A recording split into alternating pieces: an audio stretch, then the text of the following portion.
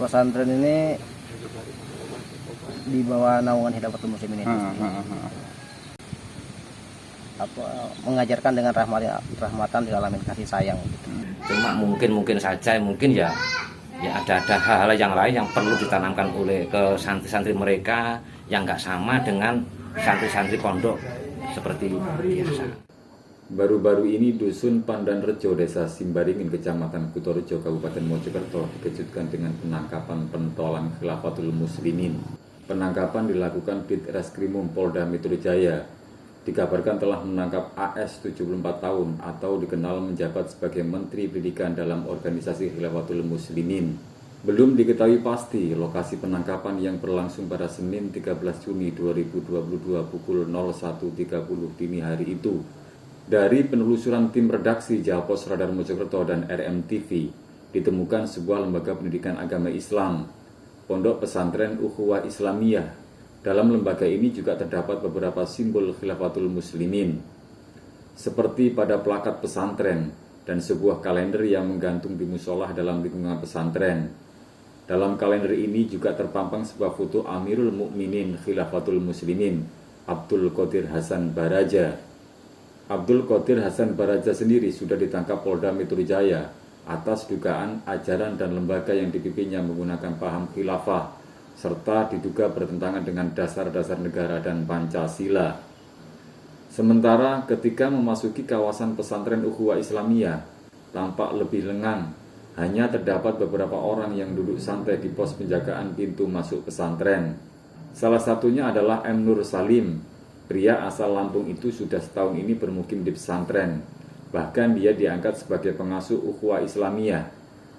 Kepada Javos Radar Mojokerto dan RMTV, Nur Salim mengaku tidak mengetahui adanya penangkapan pentolan Khilafatul Muslimin. Dia mengaku baru mengetahui adanya penangkapan AS setelah didatangi petugas kepolisian dari Mapolsek Kutorejo. Setelah sholat zuhur, kita didatangi sama Intel Kapolsek Pak Yoyo. Datang ngobrol dan intinya menanyakan apakah benar Pak Ustadz di sini ada penangkapan atas inisial AS katanya. AS ya. Ya kita sampaikan, dan tadi ada yang ronda semalam 4 orang, tapi yang 2 orang pulang, yang 2 orang masih ada di sini sambil nengok anaknya kan, karena wali santri juga. Dan mereka juga menyampaikan, dan karena rondanya nggak tidur juga kan, dia nggak ada kejadian apa-apa di sini. Rata-rata bangunan yang berdiri di atas lahan seluas 40 kali 40 meter persegi tersebut menggunakan bangunan semi permanen, terbagi dalam beberapa ruangan.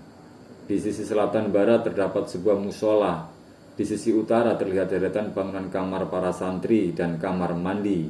Sedangkan selebihnya adalah lahan yang masih kosong dan baru tertanam beberapa tanaman. Nah, di dalam pesantren ini aktivitasnya apa gitu? Mereka ya belajar menghafal Al-Quran, belajar baca tulis, menghitung. Karena masih anak-anak kan usia 6-9 tahun. 6-9 tahun? Iya. Hanya khusus anak-anak? Iya, anak. Dan ada berapa santri di sini mungkin? Santrinya untuk tahun ini alhamdulillah ada 24. 24. Nah, terus seluruh penghuni dari pesantren ini? Sama anak pengurus atau anak ustadz ustazah dan ustazahnya seluruhnya ada 42. 42. Iya. Artinya ini sudah berdiri berapa lama, Ustaz? Kalau lamanya kita kurang tahu, karena kita sendiri baru setahun ini. Ya. Sementara beberapa warga yang tinggal di sekitar lingkungan pesantren mengaku belum mengetahui betul aktivitas keseharian dari pesantren tersebut. Bahkan di antara mereka menyebutkan selama ini pesantren terkesan tertutup dan jarang bersosialisasi, baik dengan warga sekitar, tetangga, pengurus RT RW dan perangkat desa. Mujiono Lestari, salah satu warga desa Simbaringin, mengungkapkan, dari sepengetahuan warga dan perangkat desa, selama ini mereka menilai tidak ada pemberitahuan dan perizinan lembaga, sehingga sejauh ini belum ada komunikasi antara pesantren dengan warga dan perangkat desa. Kalau sepengetahuan saya selaku masyarakat di sini juga kebetulan dekat sama pondok. Ya terus terang saja kalau mengenai aktivitas itu memang benar-benar tertutup dan nggak mau dikasih kepada orang lain. Itu pengetahuan kami. Jadi selama memang benar-benar tertutup dan orangnya pun nggak pernah konsultasi dengan pihak terkait, terutama RT, RW, kepala desa dan seterusnya. Itu aja informasi dari saya. Pak, tadi informasinya kok semua izin ponpes itu ada di desa, gimana? Atau ada di Kemenak gitu? Nggak ada. Itu semuanya nggak ada. Saya orang desa. Saya kebetulan saya lembaga desa. Dan saya sudah konsultasi dengan kades desa. Selama ini memang nggak ada. Sepucuk surat pun nggak ada yang ke desa. Itu pengetahuan saya. Nggak ada izin. Terus terang nggak ada izin. Sudah berapa lama Pak keberadaan ponpes ini? Udah lama sekali. Kira-kira berapa tahun? Nah ini aku mikir-mikir dulu dong. Kisaran 10 tahun? Ya kisaran sekitar itu. 10 tahunan. 10 tahun. Semenjak itu sampai sekarang nggak ada komunikasi sama desa. Pak, selama 10 tahun itu pernahkah Itu gini, cuma paham mereka yang nggak disepakati oleh masyarakat. Apalagi akhir-akhir ini udah diketahui bahwa Bapak Abdul Qadir Al-Baraja ini tertangkap, ya itulah mula-mula masyarakat taunya seperti itu. aktivitas mereka ini apa sih Pak? Ya seperti biasa, lazimnya pondok.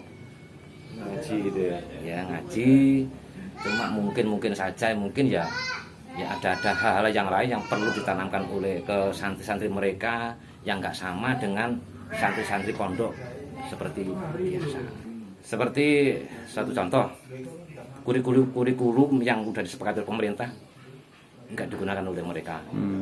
Itu kalau sistem pendidikan dasar, kurikulum dasar kan harus dimasukkan, itu nggak ada. Ujian nasional pun juga nggak ada. Itu segi perbedaan antara kita dan mereka. Pesantren ini di bawah naungan Hidayatul Muslimin itu. Jadi kalau ada dugaan informasi ada aktivitas dalam tanda kutip ya terlarang atau apa, ini benar apa tidak sih Ustaz? Ya alhamdulillah nggak ada sama sekali. Jangankan kita mau melakukan hal-hal yang kekerasan, radikalisme dan lain sebagainya. Kita mendidik anak-anak di sini dengan rahmatil alamin. Jangan kita mukul, nyubit atau nyentil. Kita melototin anak-anak aja, kita hilangkan yang begitu. Kita nggak ada sama sekali radikalisme atau kekerasan kepada orang lain, karena di kita sendiri aja memang visi kita mengajarkan dengan rahmatan lil alamin, kasih sayang gitu. Jadi aktivitas pendidikannya adalah pendidikan agama ya. Iya. Khususnya menghafal Al-Qur'an Yang gitu ya. Untuk anak-anak untuk santri. Unggulannya ya menghafal Al-Qur'an. Kalau ada aktivitas lain mungkin ada. Ya ada belajar tadi, baca, tulis, menghitung. Ya belajar ngaji. Ya. Bagaimana dengan lingkungan sekitar, dengan warga Ustaz? Ya alhamdulillah dengan warga baik, kita kenal baik dengan Pak RT-nya, dengan tetangga-tetangga. Karena kita juga sering kan belanja-belanja, tetangga belanja sayur biasa di belakang gitu. Dan sama Pak RT-nya kita kenal dekat ya, karena Pak RT-nya silaturahim sini minta kalau ada buah apa, ya kadang minta, kadang kita kasih gitu. Ya, kadang kita ada dari donatur siapa aja yang ngasih, kadang pernah ngasih Al-Qur'an banyak, kita kebanyakan Pak RT ini ada Al-Qur'an tuh di musola apa di Pak RT gitu, kita bagi Al-Qur'an.